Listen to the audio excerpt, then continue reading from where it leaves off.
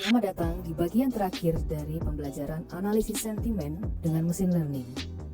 Pada bagian terakhir ini, kita akan berbicara tentang data storytelling dalam isu komunikasi strategis. Peta konsepnya adalah, pertama kita akan belajar tentang apa itu storytelling, kedua visualisasi data storytelling, dan isu komunikasi dalam data storytelling. Storytelling atau bercerita adalah inti dari kerja public relations. Beberapa hal di mana storytelling menjadi penting ada dalam situasi misalnya ketika krisis komunikasi, branding, membentuk identitas, hingga bagaimana caranya kita menceritakan reputasi kepada calon pelanggan atau kepada stakeholders lainnya. Beberapa situasi membutuhkan storytelling. Misalnya, ketika kita menemukan kondisi di mana data yang ditunjukkan tidak menyenangkan, misalnya pada saat krisis atau mendapatkan sentimen yang negatif. Data tersebut berada dalam situasi yang cepat sekali berubah, tidak terduga, kompleks, sangat berisiko. Misalnya berubah dari isu kepada krisis dalam situasi maupun waktu yang sangat cepat. Kemudian biaya yang tinggi yang dibutuhkan untuk mengatasi krisis tersebut. Dan beberapa temuan bisa melawan intuisi.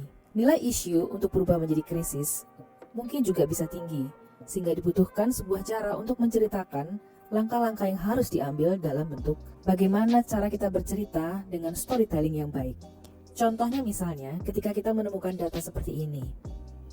Pada peresmian International Street Circuit di Mandalika, terdapat pro kontra.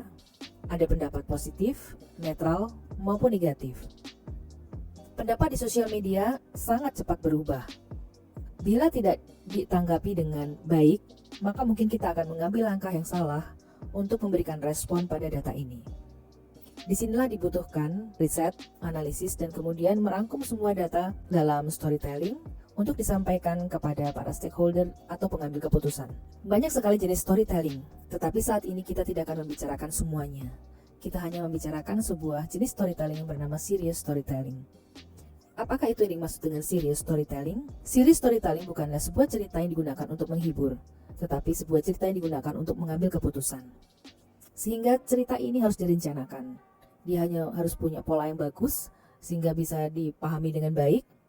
Datanya dianalisis dengan kualitas tinggi dan merupakan sebuah kejadian yang real. Hal yang lebih penting dalam storytelling adalah komunikasi yang ingin dijalin oleh si pencerita kepada orang yang mendengarkan informasi tersebut sebaiknya bersifat two-way symmetrical. Artinya, ketika komunikasi ini berlangsung dua arah, maka relasi yang akan dijalin mungkin akan lebih jangka panjang dibandingkan dengan relasi-relasi yang hanya mementingkan menyampaikan informasi atau data tanpa membayangkan apakah publik memahami yang sudah kita sampaikan. Bagaimana kualitas sebuah dongeng, sebuah storytelling ketika didengarkan? Apakah dia akan membuat orang memahami dan bergembira menerimanya? Apakah itu akan membuat orang pusing, orang tidak mengerti, orang menjadi marah, orang menjadi cemas, atau bahkan membuat orang menjadi sedih gitu ya atas data yang kita sampaikan. Lebih parah lagi jika sebuah data yang disampaikan dalam storytelling justru tidak dapat menyampaikan pesan sesungguhnya yang disampaikan dalam komunikasi tersebut.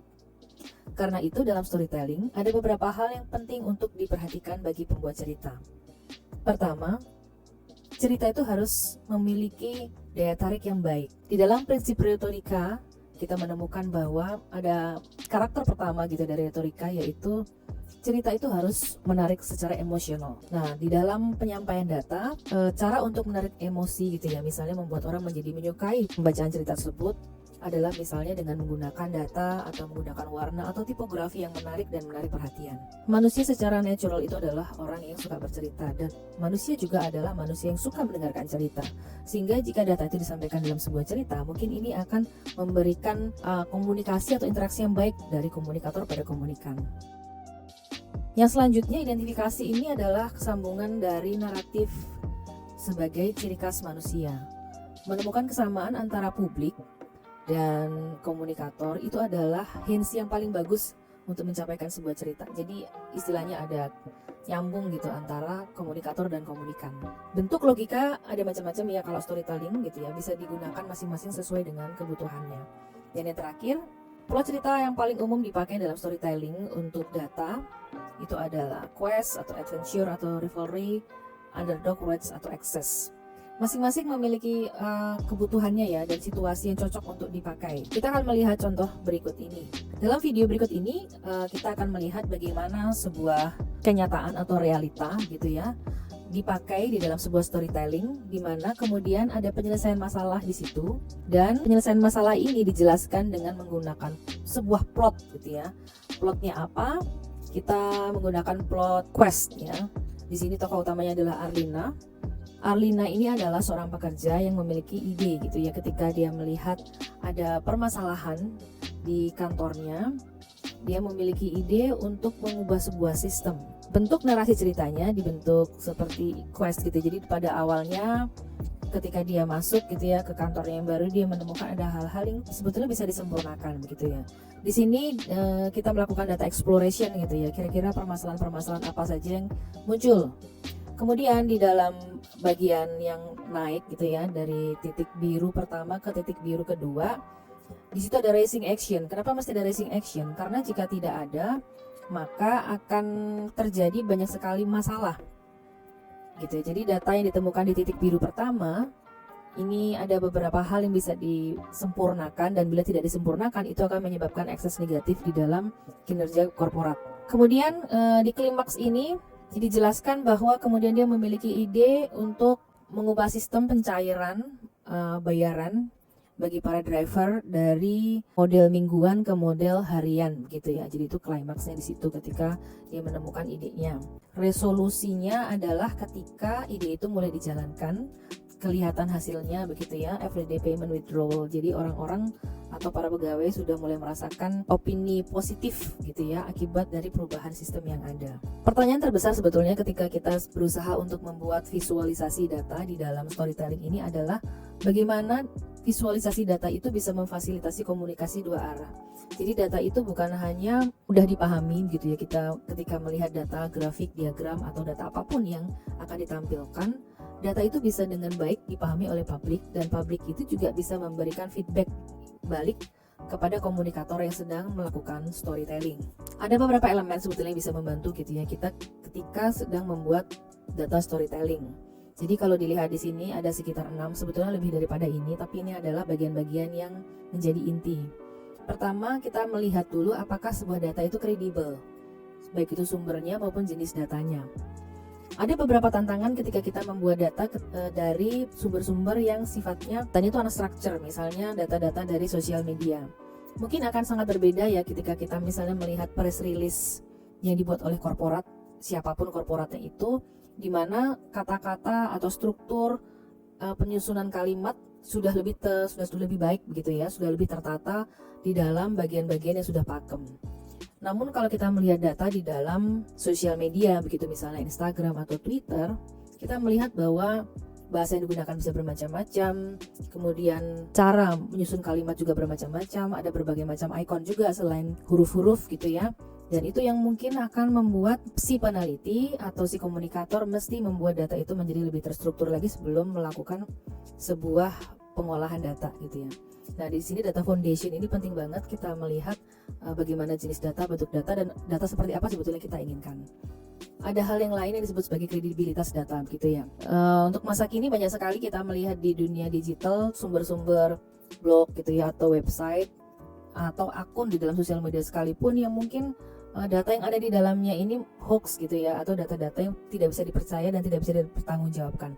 Ini juga merupakan tantangan di dalam data foundation, di mana kita ketika mengumpulkan data, dan data itu terutama untuk mengambil keputusan, maka harus bisa dipilah-pilah gitu ya, istilahnya dibersihkan data itu dari data-data yang kemungkinannya akan membawa kita pada keputusan yang menyesatkan. Yang kedua, data ini tidak bisa secara mentah ya disampaikan gitu. Data itu harus memiliki insight. Di dalam insight ini kita akan melihat gitu ya, dari ribuan atau ratusan data yang terkumpul, ada data-data yang atau pola-pola gitu yang bisa membawa kita pada sebuah temuan yang penting gitu ya. Nanti kita akan melihat contohnya seperti apa. Kemudian di bagian berikutnya, exploratory data itu mewajibkan kita tuh sebetulnya melihat dari misalnya data yang tidak terstruktur yang banyak itu, data mana yang akan kita pilih gitu ya di situ. Dari insight penting mana yang akan kita munculkan. Setelah itu tidak bisa begitu saja data disampaikan untuk pengambilan keputusan, kita harus menganalisis dulu dengan mungkin gaya explanatory ya. beberapa pola data kita perhatikan apakah bisa saling berkaitan satu sama lain, apakah berelasi, apakah berkorelasi, apakah ada sebab akibat. Nah, di situ akan menambah ketajaman gitu ya, ketajaman data storytelling yang disampaikan. Setelah kita mengumpulkan data, kemudian menganalisis, kita mulai menyusun logika gitu ya, logika dari temuan data. Data yang disampaikan tidak hanya harus logis ya, sesuai sebuah pola tertentu, tapi juga kadang-kadang kita perlu menambahkan sedikit efek dramatis di dalam data tersebut untuk memberikan penekanan pada hal-hal yang sangat perlu diperhatikan. Selain itu, dalam visualisasi mungkin bisa ditambahkan beberapa tanda, gambar, warna, atau tipografi yang menarik. Contohnya seperti ini. Jadi saya mengambil dari sebuah data asli begitu ya, yang ditarik dengan menggunakan aplikasi Orange dari Twitter tentang sentimen publik atas event Pertamina Mandalika International Street Circuit per 14 November 2021. Nah, saya harus yakin bahwa data ini adalah kredibel gitu ya.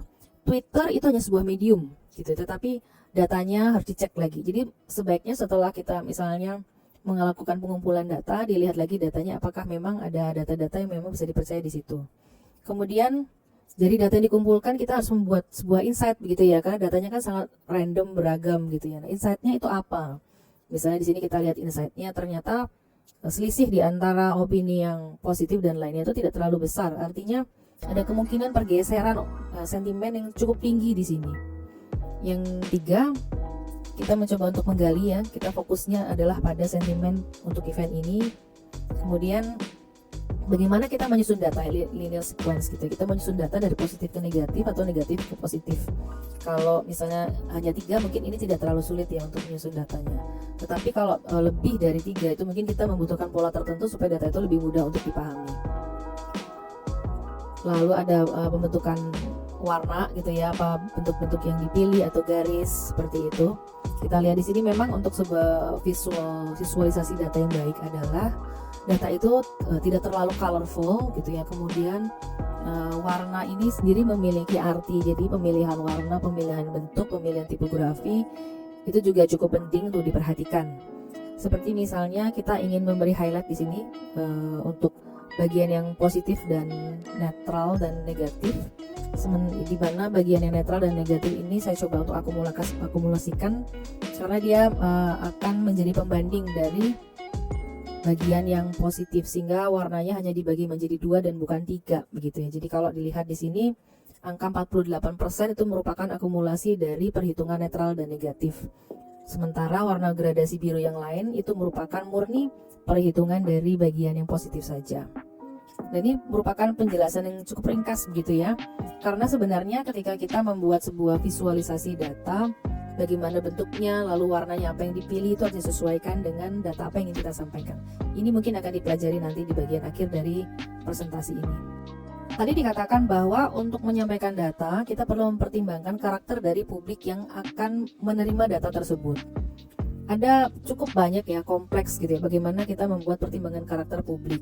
Jadi misalnya kita mau menyampaikan sebuah laporan untuk pengambilan keputusan kepada manajer, atau kepada sesama karyawan, atau kepada publik eksternal gitu ya, misalnya supplier atau pemerintah dan yang sebagainya.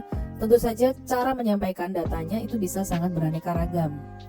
Misalnya di sini beberapa hal yang penting untuk dipikirkan adalah apa tujuan kita, kemudian siapa audiens kita ya, audiens mix, kita ngomong dengan siapa, belief atau preference apa kira-kira yang dimiliki dalam benak publik itu gitu ya. Jadi misalnya tidak semua data itu bisa diterima dengan baik oleh semua jenis publik gitu ya. Misalnya kita ngomong tentang sebuah masyarakat atau komunitas di mana misalnya kita mau melakukan corporate social responsibility, kemudian kita harus menyampaikan penting nggak gitu ya kita melakukan hal itu. Sementara masyarakat lokal ini memiliki belief atau preference yang mungkin tidak bisa menerima situasi-situasi tertentu. Nah, di situ kita perlu mempertimbangkan data dan bagaimana cara menyampaikannya. Contohnya misalnya di sini ya, ketika kita sudah melakukan misalnya mapping stakeholders, ada internal stakeholders dan external stakeholders. Mungkin kita punya sejumlah data yang besar gitu ya, sangat besar dan sangat banyak. Kita punya tujuan misalnya untuk mempublisitaskan sebuah event atau sebuah produk begitu ya, di mana baik internal stakeholders maupun external stakeholders itu harus memahami event ini begitu ya dengan baik. Tetapi informasi yang disampaikan kepada internal stakeholders tentu saja mungkin tidak sama dengan external stakeholders gitu ya. Ada kepentingan yang berbeda. Misalnya untuk internal stakeholders, informasi yang disampaikan itu adalah kebutuhan persiapan event. Sedangkan untuk external stakeholders itu yang perlu disampaikan misalnya pengetahuan tentang produk atau tentang event. Secara visual, ada beberapa pembagian gitu yang bisa kita gunakan untuk membuat variasi dan elemen yang kira-kira menambah data itu menjadi lebih menarik atau menjadi lebih mudah dipahami. Misalnya pemilihan warna, mengorientasikan visualisasinya gitu ya. Kemudian ukuran gitu ya. Misalnya tadi ada ukuran tebal sebuah bar grafik gitu ya. Intensitas warna mana yang mau ditekankan, mana yang tidak. Kemudian bentuk-bentuk dari bangunnya gitu ya, bangun dari grafnya, motionnya, maupun beberapa hal lain yang bisa diperhatikan di sini gitu. Contohnya di sini saya masih menggunakan grafik yang sama tentang sentimen publik Twitter pada event Mandalika International Street Circuit. Ada perbedaan warna begitu ya, karena setiap warna itu akan memberikan informasi yang berbeda. Kemudian kita akan bergerak pada Gestalt gitu ya, Gestalt untuk desain visual. Ada kebiasaan manusia dalam mengelompokkan komponen-komponen yang mirip. Misalnya di sini proximity, ini saya ambil dari Gapminder gitu ya, sebuah website yang cukup bagus bagi kita untuk belajar tentang proximity. Jadi di sini ada sebuah live visualization untuk melihat data-data, misalnya di sini tentang World Health tahun 2019. Ada proximity di antara negara-negara ini yang memiliki kesehatan baik, buruk, atau sedang begitu ya. Kemudian next, similarity.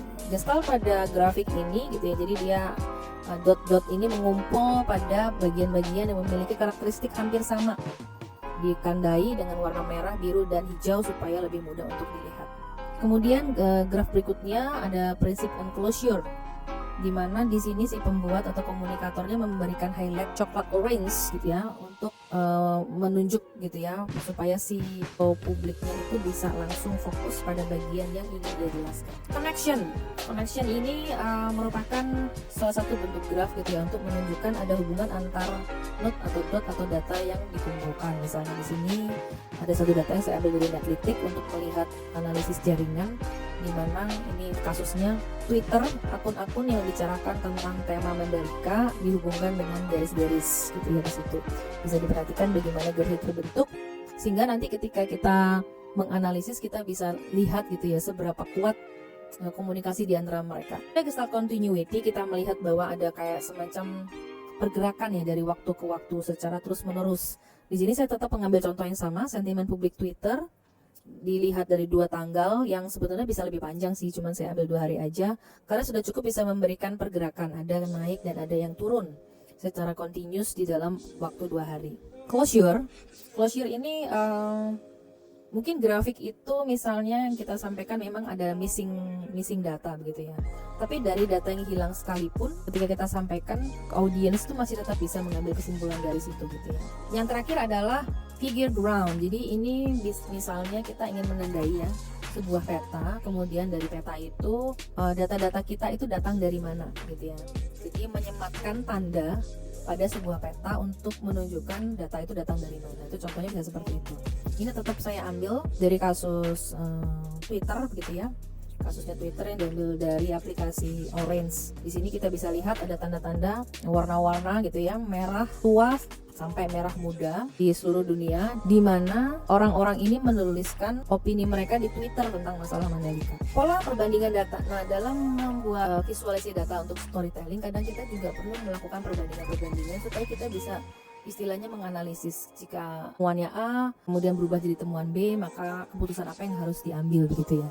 Perbandingan itu bisa waktu, perbandingan waktu, apakah dari hari ke hari misalnya sebuah opini itu semakin positif atau semakin negatif. Kemudian perbandingan publik gitu ya, misalnya kita membandingkan publik yang wanita dan yang pria, atau publik yang tinggal di desa atau di kota, atau perbandingan lokasi, misalnya di lokasi tertentu sudah berapa orang yang divaksin, kemudian bagaimana dengan lokasi yang berbeda.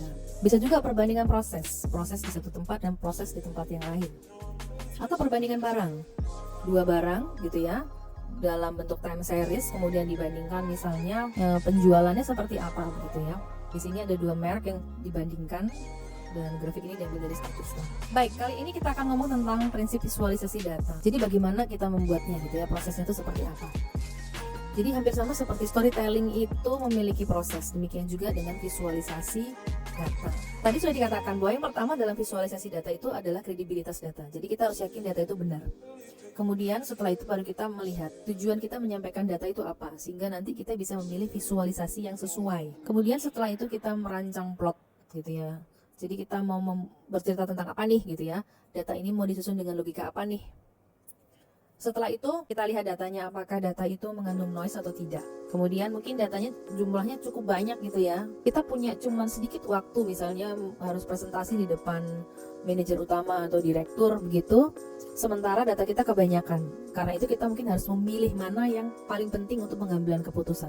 Artinya kita mesti fokus. Setelah itu ingat, apakah publik ini yang akan kita berikan informasi itu memiliki karakter tertentu. Mungkin kalau publiknya ini sudah cukup berpendidikan, memiliki kemampuan matematis yang baik, mungkin kita bisa memberikan data yang lebih kompleks. Tapi mungkin kalau publiknya ini agak sulit gitu ya untuk mengolah atau mengelola detail informasi yang kompleks, maka mungkin harus dibuat jauh lebih mudah. Grafiknya mungkin lebih sedikit data yang disampaikan gitu ya, langsung highlight to the point pada apa yang disampaikan. Dan yang terakhir adalah unsur kepercayaan, trusting harus dibangun. Jadi memang sama seperti pada dunia pada umumnya, ketika kita melakukan visualisasi data pun kita harus sedikit mungkin kalau bisa sebetulnya tidak ada kesalahan. Jadi kesalahan itu misalnya ketika kita menampilkan presentasi ada salah eja atau salah angka atau salah tata bahasa atau sumbernya tidak jelas gitu ya, sehingga orang tidak mudah percaya dengan data yang disampaikan. Tadi disampaikan bahwa beberapa visualisasi itu memiliki tujuan-tujuan tertentu gitu ya. Nah, ada beberapa petunjuk yang bisa dilihat di dalam bagian ini. Di sini saya membuat sebuah kesimpulan gitu ya. Jadi bagaimana kita membuat visualisasi data storytelling yang bisa nyambung gitu ya dengan publiknya. Bisa membuat publik itu mudah memahami data storytelling tersebut. Baiklah, dari sini kita akan mencoba melihat contoh gitu ya. Jadi bagaimana kalau misalnya ada sebuah isu komunikasi kemudian ditampilkan dalam bentuk data. Saya ambil dari contoh fakta yang terjadi pada tahun 2021 di mana ada peresmian sebuah sirkuit balapan yang ada di Mandalika oleh presiden gitu ya. Nah, tepat ketika hari peresmian tersebut muncul pro kontra di dalam sosial media begitu, dan kita ingin melihat apakah isu tersebut gitu ya memiliki ekses positif atau negatif. Ini contoh dari tweets gitu ya, yang positif dan yang negatif. Tadi saya katakan konteks itu juga penting. Jadi selain data, apakah data itu diambil dari tempat yang baik dan data itu benar, konteks dari teks itu sendiri harus ditentukan. Jadi kita mau ngomong apa? Karena sebetulnya sebuah data itu bisa dilihat dari berbagai macam perspektif gitu ya. Nah, sementara itu saat ini yang ingin dibicarakan adalah tentang opini publik pada kebijakan atau keputusan negara gitu ya. Jadi apakah peresmian itu tepat? Apakah peresmian itu membawa ekses positif atau negatif? Beberapa rumusan masalah mungkin penting untuk dibuat gitu ya, untuk menentukan gitu kita mencari data apa, lalu kita ingin menyampaikannya seperti apa begitu ya. Karena sebenarnya kalau kita misalnya ya melakukan pengumpulan data misalnya di Twitter dengan sebuah machine learning, itu data yang dikumpulkan bisa berapa aja ya, tergantung post itu dilakukan oleh siapa saja dan jumlahnya berapa, mungkin bisa ribuan. Dan ribuan data ini sebetulnya bisa dipecah dalam analisis yang sangat banyak dari berbagai macam perspektif. Misalnya mau komunikasi, ekonomi, strategi, atau mungkin lebih ke technical gitu ya, dibuat oleh kawan-kawan di teknik seperti itu. Nah, karena saking banyaknya, maka kita perlu menetapkan fokus. Nah, fokus itu biasanya bisa ditetapkan dengan menetapkan rumusan masalah. Misalnya kita mau tahu opininya, sentimennya kayak gimana sih, seperti itu. Kemudian apakah opini ini bertahan lama atau enggak? Karena kita ingin tahu sejauh mana ya misalnya pemerintah harus merespon situasi ini, harus direspon atau tidak gitu ya, harus diberikan seperti apa bentuk responnya gitu ya. Apakah opini ini akan berubah menjadi gerakan sosial? Karena seperti kita ketahui gerakan sosial itu bisa juga diinisiasi dari sosial media begitu ya. Lalu kira-kira apa yang bisa disampaikan dari data ini untuk membuat misalnya opini menjadi jauh lebih positif sehingga masyarakat lebih terbangun keyakinannya pada pembangunan nasional begitu ya, seperti itu. Nah, rumusan masalah ini akan sangat membantu kita fokus pada data apa yang ingin kita kumpulkan. Saya kan mulai mengumpulkan data dan mulai menampilkannya. Jadi ada beberapa data yang saya pilih gitu ya dari sekian banyak data yang bisa dikumpulkan dari scraping Twitter itu. Jadi yang pertama adalah data tentang sentimen itu sendiri. Jadi setelah dikumpulkan dari satu hari ya 14 November 2021 ditemukan bahwa opini positifnya itu cukup tinggi gitu ya, 517. Tetapi ketika menginjak kepada temuan yang lainnya yaitu unsur netral dan negatifnya, ternyata ketika di total itu juga hampir sama, hampir 50% jumlahnya. Perbedaannya selisihnya hanya ada di 4%. Di sini 4% saya kasih lingkaran merah gitu ya, karena itu merupakan hal yang harus diperhatikan gitu ya. Ini berarti ya pergeserannya ini bisa cukup cepat terjadi, dari positif bisa turun gitu ya, nanti negatif mungkin bisa naik gitu. Kemudian saya mencoba keesokan harinya untuk melihat bagaimana pergerakan sentimennya. Ternyata memang pada hari kedua 15 November itu ada pergerakan. Jadi opini positifnya turun gitu ya, karena ada kejadian di setelah peresmian itu. Sementara yang negatif naik gitu ya, naiknya cukup signifikan dari 178 ke 287. Sedangkan yang netralnya pun dia menurun dari 305 ke 260. Jadi ini merupakan sebuah, bisa dianggap isu gitu ya, karena isu itu kan merupakan gap antara rencana dengan realisasi. Rencananya sebetulnya peresmian ini kan untuk istilahnya membuat investasi nasional itu semakin meningkat iklimnya gitu, seperti itu. Tapi dengan kenyataan ini itu perlu waspada. Nah, waspadanya itu harus seperti apa gitu kan sekarang. Beberapa data tentang orang ngomong apa sih gitu ya, apa yang dibicarakan orang gitu ya di Twitter gitu ya, yang negatif dan positif. Sebenarnya kalau dibandingkan di kedua data ini, memang masih merujuk pada perbandingan antara situasi di Mandalika dengan situasi di Indonesia lainnya yang pada saat bersamaan mengalami beberapa jenis bencana begitu ya, itu yang di bagian negatif. Sedangkan di bagian positif itu tentu saja merupakan penghormatan terhadap peresmian tersebut gitu ya, seperti itu. Tapi perlu diingat bahwa pergeseran sentimen dari negatif di hari pertama dan kedua itu menunjukkan ada kemungkinan gitu ya, kemungkinan bahwa kalau misalnya di hari berikutnya terjadi lagi peristiwa yang lain yang memiliki sentimen negatif, itu sentimen positif bisa terus turun gitu ya, seperti itu. Kemudian ada pertanyaan tadi ya di dalam fokus research questionnya itu tentang masalah apakah tweet ini atau opini ini itu akan bertahan lama. Karena konsekuensinya kalau tweet ini bertahan lama, kemudian isu ini tidak dikelola dengan baik, maka itu akan bisa berubah menjadi gerakan sosial dan itu mungkin akan lebih merepotkan penanganannya. Kemudian dicoba dicari data lain gitu ya, dari data jaringannya antara akun yang terlibat percakapan di dalam isu Mandalika. Ternyata setelah dilihat jaringannya ternyata cukup renggang begitu ya. Jadi dilihat dari diameternya, kemudian density-nya. Diameter itu adalah jarak yang bisa ditempuh oleh sebuah pesan, paling jauh itu sampai berapa langkah gitu ya. Diameternya itu 9. Kemudian density, reciprocity, dan centralization-nya ini angkanya cukup kecil gitu. Artinya sebetulnya tidak ada orang yang menggerakkan hal ini atau isu ini. Jadi ini memang spontaneous ya, spontan dari kawan-kawan di Twitter yang ingin berbicara tentang isu Mandalika. Modularnya cukup tinggi, artinya tumpang tindih yang dibicarakan di antara kelompok ini. Jadi mereka memang tidak fokus membicarakan tentang salah satu isu atau topik yang berkaitan dengan Mandalika. Sehingga dapat disimpulkan bahwa trending ini tidak akan lama gitu ya. Dia akan cepat turun gitu ya, seperti trending-trending lainnya. Jadi sebetulnya dari pergerakan sentimen tadi gitu ya, itu kita tidak perlu sangat khawatir gitu ya, karena tidak akan terjadi kemungkinan tidak akan terjadi pergerakan dari isu di sosial media kepada gerakan sosial yang real atau nyata pada kehidupan sehari-hari. Namun demikian kita masih tetap melihat isu negatif kan gitu ya. Jadi yang ideal memang situasinya ketika isu negatif itu sangat minim gitu ya. Kita tidak mungkin meniadakan isu negatif, itu tidak mungkin gitu ya, seperti itu. Karena di satu sisi isu negatif itu juga bisa menjadi masukan yang baik.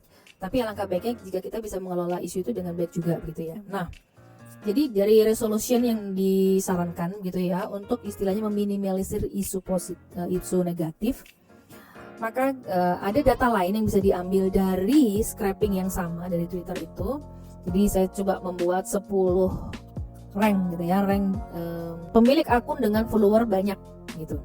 Ternyata setelah di ranking gitu ya dari 1000 tweet yang dikumpulkan, itu ada 10 akun dengan follower terbanyak, dan ternyata akun-akun ini adalah milik media-media besar. Walaupun media itu ada yang punya sentimen positif, ada punya sentimen negatif gitu ya, seperti itu. Namun ini merupakan chance yang sangat baik gitu ya, karena kalau misalnya lain perkara kalau yang ditemukan memiliki akun follower banyak ini bukan media massa. Kalau yang ditemukan ini media massa, artinya sebetulnya dia kan memiliki chance untuk menyampaikan informasi ke publik luas, sehingga untuk menentukan gitu ya kira-kira apa yang harus dilakukan, mungkin kalau dibikin plotnya bisa jadi seperti ini. Jadi dari temuan kita membuat sebuah plot gitu ya, kita ceritakan bahwa ada outrage sexist, jadi ada opini negatif yang meningkat seiring dengan peresmian sirkuit balapan di Mandalika seperti itu. Dan opini ini bisa leads ya, memimpin opini publik pada reputasi buruk ya, jadi event itu punya reputasi yang buruk. Nah kalau tidak ditangani maka opini semakin negatif ya, jadi positifnya semakin turun, sehingga nanti mungkin ke depannya kebijakan-kebijakan yang diambil oleh pemerintah itu akan dipertanyakan oleh publik, sehingga kita perlu mengelola isu dengan baik. Dan bagaimana caranya begitu kan? Dari data kita temukan bahwa media massa besar itu memiliki follower yang besar juga, dan mereka terlibat di dalam isu-isu ini gitu ya, dalam percakapan ini mereka terlibat di sana, sehingga bisa diusulkan misalnya dengan mengaktifkan media relations ya, jalinan kepada media massa, melakukan komunikasi gitu ya, supaya istilahnya ada pemahaman gitu ya, apa yang dimasukkan pemerintah, kemudian apa yang ingin pemerintah sampaikan kepada publik begitu, ataupun sebaliknya, karena sekarang media massa sendiri sudah lebih interaktif dibandingkan yang lalu, jadi publik juga bisa menyampaikan idenya secara konstruktif melalui media massa. Nah media relations milik pemerintah ini bisa melakukan fungsinya dengan baik di situ gitu ya, melihat dari data yang sudah disampaikan. Selain mungkin perlu koordinasi internal supaya tidak ada lagi hal-hal yang negatif gitu ya yang terjadi di sirkuit tersebut. Nah dari plot ini jadi bisa jadi dibagi menjadi 3, yaitu beginning, middle, dan end. Demikian rangkaian kelas analisis sentimen dengan mesin learning untuk komunikasi strategis. Semoga bermanfaat bagi kawan-kawan sekalian. Salam.